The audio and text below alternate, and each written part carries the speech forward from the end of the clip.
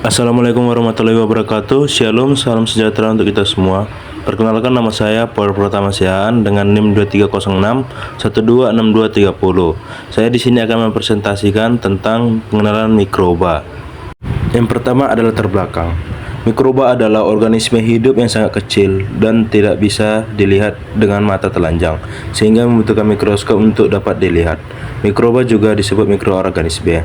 Menurut Pratiwi et al. 2020 menyatakan bahwa mikroorganisme adalah organisme yang memiliki ukuran yang sangat kecil, sehingga jika ingin melihatnya harus menggunakan mikroskop. Setiap sel tunggal mikroorganisme mempunyai kemampuan untuk melangsungkan aktivitas kehidupan, yaitu dapat mengalami pertumbuhan, menghasilkan energi, dan bereproduksi dengan sendirinya. Ada banyak jenis mikroba yang terdapat di bumi kita ini, namun saya akan menjelaskan beberapa jenis-jenis mikroba. Yang pertama itu ada jamur, ragi atau kamir, bakteri, algae, dan terakhir itu ada protozoa. Saya akan membahas jenis mikroba yang pertama. Yang pertama itu ada jamur. Jamur merupakan organisme yang tidak mempunyai klorofil sehingga tidak mampu membuat makanannya sendiri. Ciri jamur lainnya yaitu dinding selnya tersusun atas zat kitin, memiliki eukariotik, tubuh buah berbentuk hifa. Kumpulan hifa juga sering disebut juga dengan miselium.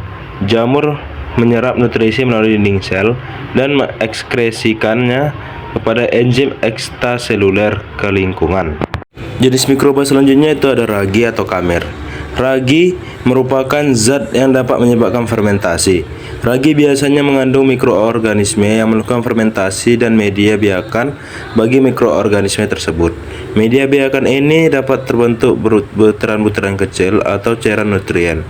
Ragi umumnya digunakan dalam industri makanan untuk membuat makanan dan minuman. Hasil fermentasinya itu seperti ada acar, tempe, tape, roti, dan bir. Selanjutnya, bakteri. Bakteri adalah organisme uniseluler yang umumnya bereproduksi dengan membelah diri. Bakteri memiliki berbagai bentuk, antara lain basil, bulat, dan spiral. Nutrisi yang diperlukan bakteri untuk tumbuh umumnya menggunakan bahan kimia organik yang didapat secara alami oleh organisme hidup maupun yang sudah mati. Slide selanjutnya ada algae. Alga atau algae adalah sekelompok organisme autotrof yang tidak memiliki organ dengan perbedaan fungsi yang nyata. Alga bahkan dapat dianggap tidak memiliki organ seperti yang dimiliki tumbuhan lainnya. Contohnya itu ada akar, batang, daun, dan sebagainya. Karena itu, alga pernah digolongkan pula sebagai tumbuhan bertalus. Selanjutnya ada protozoa. Protozoa adalah hewan bersel satu yang hidup sendiri atau dalam bentuk koloni atau berkelompok. Tiap protozoa merupakan kesatuan yang lengkap, baik dalam susunan maupun fungsinya. Sanggup melakukan semua fungsi kehidupan yang pada jasad lebih besar dilakukan oleh sel-sel khusus. Arti penting protozoa sebagai mata rantai penting dalam rantai makanan untuk komunitas dalam lingkungan akuatik. Contoh protozoa itu ada zooplankton atau hewan hidup dari fitoplankton atau tumbuhan yang fotosintetik sebagai protozoa saprofitik dan protozoa pemakan bakteri. Slide terakhir ada kesimpulan. Mikroba adalah makhluk hidup kecil yang ditemukan di sekitar kita. Mikroba juga dikenal sebagai mikroorganisme. Ukurannya terlalu kecil untuk dapat dilihat dengan mata telanjang. Mikroba dapat hidup di air, tanah, dan udara.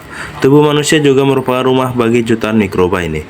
Jenis-jenis mikroba diantaranya adalah jamur, ragi, bakteri, algae, dan protozoa.